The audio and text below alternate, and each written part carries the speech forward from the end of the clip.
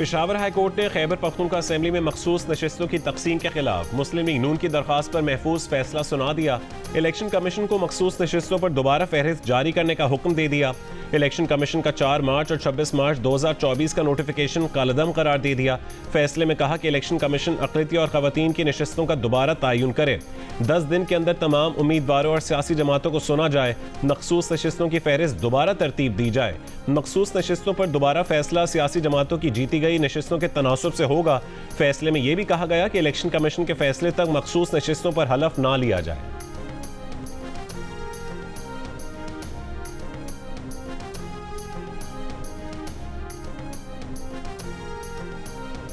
Coat Lakhpat jail Lahore में कैद PTI रहनुमाओं का एक और खत सामने आ गया। शाह महमूद कुरैशी, डॉक्टर यास्मीन राशिद, मियां महमूद रशीद, इजाज अहमद चौधरी और उमर सरफराज चीमा के खत में कहा गया है कि दो बड़ी जमातों के दरमियान मिसाक़ जमहूरियत उन्हीं जमातों के बायस नाकाम हो चुका है। मिसाक़ जमहूरियत आइन की बालादस्ती और अदलिया की आज़ादी को यकीनी बनाने के लिए किया गया था। दोनों बड़ी जमातों के रहनुमाओं ने ज़ाती मफादात के लिए मिसाक़ जमहूरियत को तबाह किया। पाकिस्तान को मसाइल से बाहर निकालने के लिए आइन की बालादस्ती और कानून की हुक्मरानी नहायत ज़रूरी है। मौजूदा हुकूमत ने मीडिया को पैका, अदलिया को 26वीं तरमीम और पार्लियामेंट को फॉर्म 47 के जरिए तबाह किया। मुल्क में अवाम को जमहूरी हक की मुकम्मल पासदारी हासिल होनी चाहिए। कुछ रोज़ पहले भी असीर रहनुमाओं के खत में हुकूमत और पीटीआई के दरमियान मुज़ाकरात का मुतालबा किया गया था।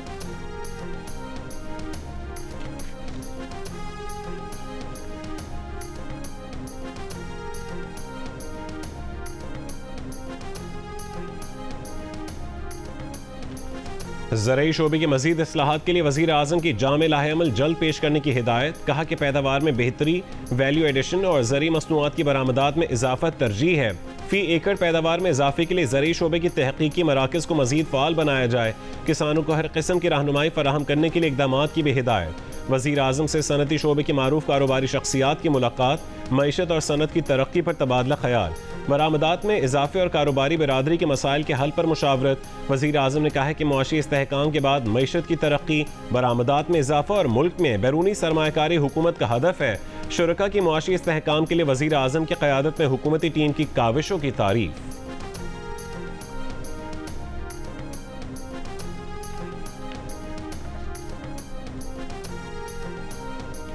वफाकी काबीना का हुकूमती शोबे के जरिए 5 लाख टन चीनी दरामद करने का हतमी फैसला।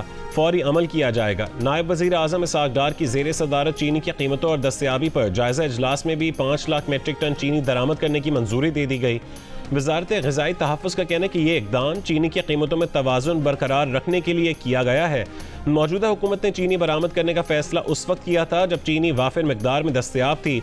अब चीनी की कीमतों में इस्तेहकाम के लिए चीनी दरामद की जा रही है। माजी में अक्सर चीनी की मसनूई क़िल्लत पैदा करके सब्सिडी पर इन्हिसार किया जाता था।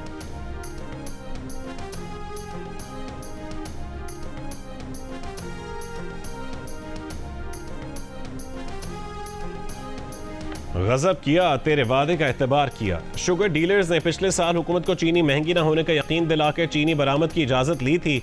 बैरून मुल्क चीनी बेचकर मुल्क में ज़र मुबादला बढ़ने की आस दिलाई थी। डॉलर्स लाने की यकीन दहानी कराई थी। ये भी कहा था कि क्रशिंग सीजन से पहले मुल्क में ना चीनी कम होगी, ना कीमतें बढ़ेंगी, ना चीनी दरामद करने की ज़रूरत पड़ेगी। लेकिन सारे वादे, सारी यकीन दहानियाँ हवा में उड़ गईं। चीनी की कीमत आउट ऑफ कंट्रोल हुई। चीनी दरामद करने की भी नौबत आ गई। चीनी बेचने से डॉलर तो मुल्क में आ गए, लेकिन चीनी खरीदने पर डॉलर्स के खर्चे का जवाब किसी के पास नहीं। दिसंबर 2024 में जिस चीनी का एक्स मिल रेट 125 से 130 रुपए किलो था, आज वो चीनी रिटेल में 190 से 200 रुपए किलो तक जा पहुंची है। ताज़ा तरीन खबर के मुताबिक लाहौर में चीनी 6 रुपए और कोयटा में भी 5 रुपए महंगी हो गई। 1 किलो चीनी लाहौर में 190 रुपए की और कोयटा में भी 190 रुपए की हो गई। कोयटा में चीनी एक महीने में 10 रुपए फी किलो महंगी हुई। कराची में चीनी का रेट 200 रुपए किलो तक जा पहुंचा।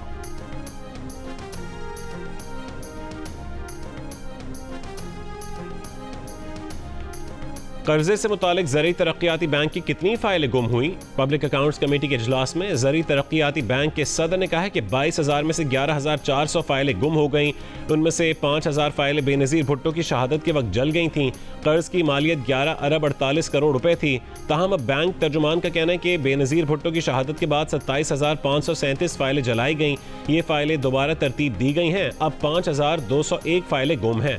कर्जदारों की तादाद 6 लाख है। कर्जा 1 अरब 20 करोड़ रुपए है।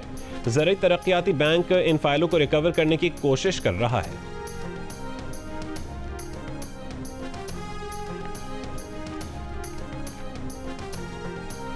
ईरानी वज़ीर ख़ारजा अब्बास इराक़ची का कहना है कि इसराइल की जंग ने सफारतकारी को सबोताज कर दिया। अमरीका सफारतकारी दोबारा शुरू कर सकता है। बरतानवी जरीदे में एक मज़मून ने कहा कि मुज़ाकरात के दौरान इसराइली हमले ने साबित कर दिया कि इसराइल को अमन से ज़्यादा तसादुम पसंद है। अमरीका ने भी ईरान पर हमलों से बैनुल-अक़वामी कानून और NPT की खिलाफ वर्जी की। ईरान को अमरीका की जानिब से दोबारा मुज़ाकरात के पैगामात मिले हैं, लेकिन हम अब अमरीका पर कैसे एतमाद करें? ईरान सफारतकारी में अब भी दिलचस्पी रखता है। अमरीका वाकई मसले के पुरअमन हल चाहता है तो बराबरी की सतह पर मुआहदे को मुमकिन बनाए। ईरान के वज़ीर ख़ारजा अब्बास इराक़ची की मक्का मुकर्रमा में सऊदी अरब के वज़ीर ख़ारजा फैसल बिन फरहान से मुलाकात, ख़ित्ते की सूरत हाल और बाहमी ताल्लुकात पर गुफ्तगू।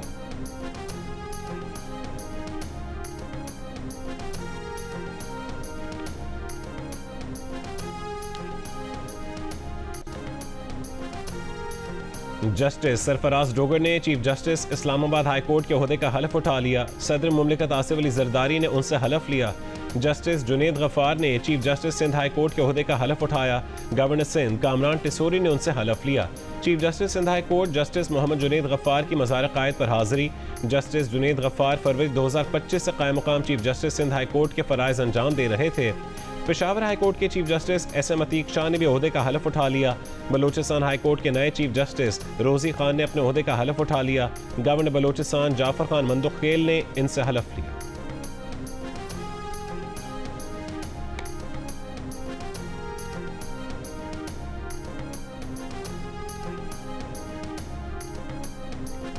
गवर्नर हाउस में chief justice Peshawar high court की हलफ बर्दारी की तकरीब के दौरान गवर्नर फैसल करीम कुंडी और वज़ीर आला अली अमीन गंडापुर की खुशगवार माहौल में मुलाकात।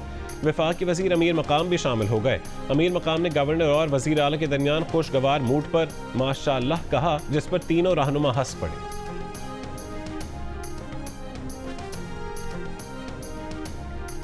वज़ीर आला पंजाब मरियम नवाज ने रावलपिंडी में नवाज शरीफ फ्लाईओवर समेत कई तरक्याती मनसूबों का इफ्तिताह कर दिया। अपने खिताब में मरियम नवाज ने कहा है कि CNW ने 1 साल में जो काम किया वो लायक तहसीन है। पंजाब में सड़कों की तामीर और मुरम्मत के काम से अवाम मुतमईन है। 1 साल में पंजाब में सड़कों का जाल बिछा दिया है। रिकॉर्ड मुद्दत में सड़कों की तामीर पर मुतालिका हुक्काम को खिराज तहसीन पेश करती हैं। मरियम नवाज ने कहा कि पंजाब में अब तक 12,000 किलोमीटर पर मुहित सड़कें बन चुकी हैं। रावलपिंडी में अंडरपास मंसूबा रिकॉर्ड मुद्दत में बनाया है। रावलपिंडी से चक्री तक आवाम का 1 घंटा बचेगा। उन्होंने कहा कि 50 अरब रुपए की लागत से जनूबी पंजाब में पानी की कमी को पूरा करेंगे।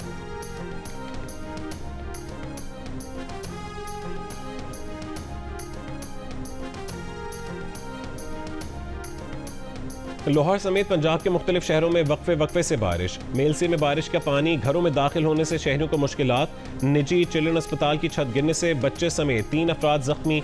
पत्तोकी में बारिश के बाद सड़कें तालाब बन गई। फूल नगर मेन बाजार में पानी भरने के बायस आवाम को मुश्किलात। शेखुपुरा, ननकाना, गोजरा, चिन्योट में भी बादल बरसे। दरियाए चनाब में हाफिजाबाद के मकाम पर पानी का बहाव बढ़ने के साथ दरियाए कटाव में इजाफा। दरिया के किनारे आबाद देहात और फसलें ज़ेर आब आ गईं। दरियाए सिंध में मियांवाली के मकाम पर पानी की आमद में इजाफा हो रहा है। जिन्ना बैराज और चश्मा बैराज पर निचले दर्जे का सैलाब। जनूबी वजीरिस्तान की तहसील वाना के मुख्तलिफ इलाकों में कहीं तेज़ और कहीं हल्की बारिश। हंगामी सूरत हाल से निमटने के लिए इंतजामिया अलर्ट। आइंदा 24 घंटों में पंजाब के बेशतर इलाकों में शदीद मानसून बारिशें मुतवक्के। PDMA का अलर्ट जारी। गिलगित बल्तिस्तान के जिला चिल्लास में मूसलाधार बारिश से सैलाबी सूरत हाल। सैलाबी रेलों और लैंड स्लाइडिंग से कई मकामात पर शाहराह कराकरम बंद। मुख्तलिफ मकामात पर राबता, पुलों, सड़कों, घरों और ज़री ज़मीनों को भी नुकसान पहुँचा। हुंजा में ग्लेशियर्स फटने से हुसैनाबाद नाले में तुग़यानी। आज़ाद कश्मीर के मुख्तलिफ शहरों में बारिश से नदी नालों में तुग़यानी आ गई। मशरिक़ वस्ता में अमन का वाहिद रास्ता 2 रियासती हल है। फ्रांसीसी सदर मैक्रोन का बरतानवी पार्लियामेंट से खिताब। कहा कि गज़ा में जंग ख़त्म न होना पूरे खित्ते के लिए ख़तरा है। कहा कि बरतानिया और फ्रांस को इंटरनेशनल ऑर्डर के तहफ़्फ़ुज़ के लिए मिलकर काम करना होगा। हमें अमरीका और चीन पर हद से ज़्यादा निसार ख़त्म करना होगा।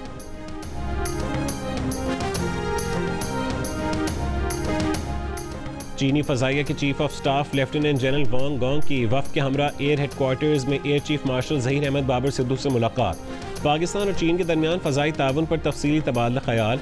लेफ्टिनेंट जनरल वांग गोंग ने पाक फ़ज़ाइया की ऑपरेशन तैयारी और जदीद सलाहियतों को सराहा। लेफ्टिनेंट जनरल वांग गोंग ने मल्टी डोमेन ऑपरेशंस में PAF की मरबूत हिकमत अमली को जदीद फ़ज़ाई जंग का नमूना करार दिया। पाक फ़ज़ाइया के तजर्बे से सीखने में PLA एयर फोर्स की गहरी दिलचस्पी का भी इजहार। लेफ्टिनेंट जनरल वांग गोंग ने हालिया पाक भारत कशीदगी में पाक फ़ज़ाइया की शानदार कारकर्दगी को सराहा। कहा कि पाक फ़ज़ाइया के पायलटों की जुर्रत और नज़्म ज़ब्त से रिस्पॉन्स काबिल तकलीद मिसाल है।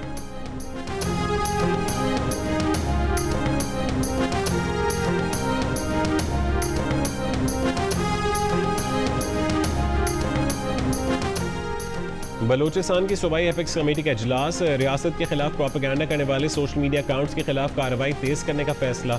स्मगलिंग के खिलाफ जारी मुहिम को मजीद मौसर बनाने का फैसला।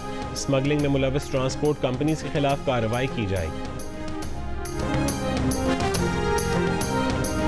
और अमरीकी सदर डोनाल्ड ट्रंप ने कहा है कि वो इसराइली वज़ीर आज़म नेतन्याहू से आज दोबारा मुलाकात करेंगे। नेतन्याहू गज़ा का मसला हल करना चाहते हैं। डोनाल्ड ट्रंप ने कहा है कि चीन से ताल्लुकात अच्छे हो गए हैं। चीन तिजारती मुआहदे के मामले में बहुत मुनसिफाना रहा। अमरीकी सदर रूस के सदर व्लादिमीर पुतिन से नाराज़। रूस पर पाबंदियों से मुतालिक गौर। यूरोपीय यूनियन के मसूआत पर अमरीकी टैरिफ से मुतालिक खत जल्द यूरोपीय यूनियन को भेजने का भी ऐलान। कहा है कि सेमीकंडक्टर्स और दवा साजी पर टैरिफ का ऐलान जल्द करेंगे। अमरीका में तांबे की दरामदात पर 50% टैक्स आयद करेंगे।